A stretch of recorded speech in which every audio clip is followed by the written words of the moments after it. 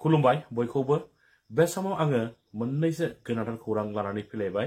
रायजोफोर डिजिपिनि president पारमिना surgery बिथाङा गोनां बाथ्रा फोरमायदों। नोंथांमोना बे भिडिअखौ जोबजासिम नाय, अब्लाना गासै बाथ्राखौ नोंथांमोना आबुङैनो मोनथिनानै लानो हागोन। दा बिनि सिगाङाव नोंथांमोना नैबे सुंद' भिडिअ क्लिपखौ नायनानै लाग्रो। आंचलिक माने राजनैतिक दल बिटिआर एपिपिएल और बिपिएफ दुईटा दलक आमी आगबाढ़ी जाবৰ কাৰণে বা মিলা প্ৰীতিৰে আগবাঢ়ি যাবৰ কাৰণে আহ্বান জনাইছোঁ। আৰু এই কথাটো আৰম্ভণিও হৈছিল, এটা সৌহাৰ্দ্যপূৰ্ণ আলোচনাও হৈছিল তিনিবাৰকৈ, কিন্তু বিপিএফ প্ৰধান হাগ্ৰামা মহোদয় ডাঙৰীয়াই তেওঁ আহি পিছলৈ তেওঁ এই আলোচনা অনুষ্ঠান কৰিছিল। তো তেখেতৰ কথা, তেওঁ যদি শান্তি নিবিচাৰে, তেওঁ যদি ঐক্য নিবিচাৰে, তেওঁ যদি বুজাবুজি নিবিচাৰে, তেওঁ যদি জাতিটো আগুৱাই নিয়াৰ ক্ষেত্ৰত একত্ৰিত হৈ আগবঢ়াটো যদি নিবিচাৰে, কিন্তু তেখেতৰ কথা আমাৰ ক'ব লগা নাই। কিন্তু আমি শান্তি আৰু জাতি নিৰ্মাণৰ কাৰণে উপেন ব্ৰহ্মৰ যি সপোন আছিল সেইটোলৈ সদায় আগবাঢ়িম। আৰু যিসকলে শান্তি নিবিচাৰে, যিসকলে সমাজৰ মংগল নিবিচাৰে, জাতিটোৰ মংগল নিবিচাৰে, তেওঁলোকে সদায় সমাজৰ পৰা বাদ পৰি থাকিব। মই এইটোৱে স্পষ্টভাৱে ক'ব বিচাৰে নেকি যে হাগ্ৰামা মহোদয় বড়োজাতি বিৰোধী?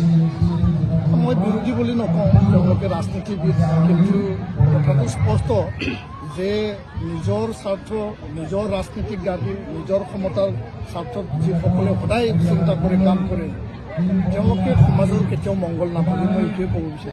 रायजोफोर मानग्रा दिपेन बर' बिथांनि सुंद' बिबुंथि होनाय भिडिअ क्लिप्सखौ नायनानै नोंथांनि गोसोआवहाय मा साननाय सोमजिदों, नोंथाङा मा बुजिनो हादों, कमेन्टनि गेजेरजों फोरमायलायबानो जाबाय। रायजोफोर दाना फैदो डिजिपिनि प्रेसिडेन्ट पारमिना सार्जारि बिथाङा मा बाथ्रा फोरमायदों, बिथांनि फोरमायनाय सुंद' भिडिअ क्लिप्सखौबो नोंथांमोना नायनानै लाबोदो। जों आगोलनिफ्रायनो मोनबोबाय थादों जे 125 दा एमेन्डमेन्टखौ लानानै मोनसे भारत सरकारा रिभिउ खालामगासिनो दङ, 10टा सिक्सनखौ लानानै। दा बे टाइमावनो जोङो रायजो राजाफोरनाव बेखौनो जोङो फोरमायनो नागिरदों जे 125 जे एमेन्डमेन्ट जानो थांगासिनो दङ, बेयो जाहैबाय जोङो बुंनो थाङोबा मोनसे गल्डेन चान्स बर'फोरनि जुनै, जे त्रिपुरा रायजोनि बा त्रिपुरा हादोरनिफ्राय जे प्रदुत देब बर्मा बिथांनि डिमान्डआव 40 बोसोर डिमान्ड खालामखांनायनि उनाव मोनसे भारत बर्षआ 6 शिड्युल दा गतै नर्थ इस्टनि 6 शिड्युलखौ रिभिउ खालामनो थांगासिनो दङ। आरो लोगोसे बियो रायजो सभायाव अलरेडि पास जाखांबाय। दा फैगौ फेब्रुवारि दानसेयावनो फार्स्ट सेसनाव पार्लामेन्ट सेसनाव मोनसे गोदान रोखोमै जों लुबैनाय बादि मोनसे 6 शिड्युल जानो थांगासिनो दङ।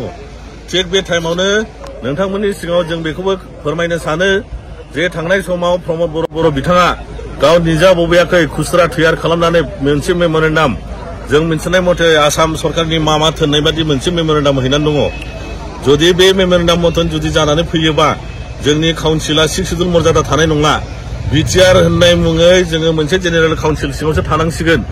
नोंथांमोना नायनो हागोन, नोंथांमोना बिटिआरनि दफाफ्राव बबे जायगायाव 6 शिड्युला बा बबे जायगा बबे दफा नाम्बाराव जोंनि 8 शिड्युला थाफिनगोन होननाय लिरनाय दङ। बेवहाय मुथे दोंसेल' लिरनाय दङ जे जोंनि बिमानि रावा आसामनि एस'सियेट अफिसियेल लेंगुवेजल' जागोन होननाय लिरनाय दङ। दा बेफोरखौ लानानै जोङो सालिजारि खालामनांगौनि सम जाबाय रायजो राजाफ्रा, जे जोङो जेनेरेल काउन्सिलाव थांफिननांगौब्ला मा अबस्था जागोन। दिनैहाय नोङो दार्जिलिं, लादाख बिसोरहा जेबो स्टेटास गैया, ना 5th शिड्युल ना 6 शिड्युल। दा जायनि जुनै जोङो होनदों जोंनि मोनखानाय 6 शिड्युल थामोनथा, जे 6 शिड्युलखौ जोङो फोसाबनानै लानांगौसो। नाथाय बिथांमोना होनदों जे बे 6 शिड्युलखौ नाङा, बिटिसिखौ नाङा, जोंनो बिटिआरखौ नांगौ। जुदि बिटिआरा जामारबायब्ला हमना लादो 6 शिड्युला गैला, अब्ला बिटिआरा मोनसे जेनेरेल काउन्सिलसो रायजो राजाफोर। बेवहाय जेबो आइननि अब्लिगेसन गैया, बेव आर्टिकेल नाम्बार गैया, जायनि जुनै जोङो रायजो राजाफोरखौ जोंनि बर' खमसे खम ट्राइबेलफोरखौ जोङो सिरि मोननो थोनदों जे नाय, बिजिरनो नाय। बे पिरियडआव 125 दा एमेन्डमेन्ट सोलिगासिनो दङ। फैगौ फेब्रुवारि दानाव बे जिनिसा संबिधानिक मर्यादा जानो थांगासिनो दङ।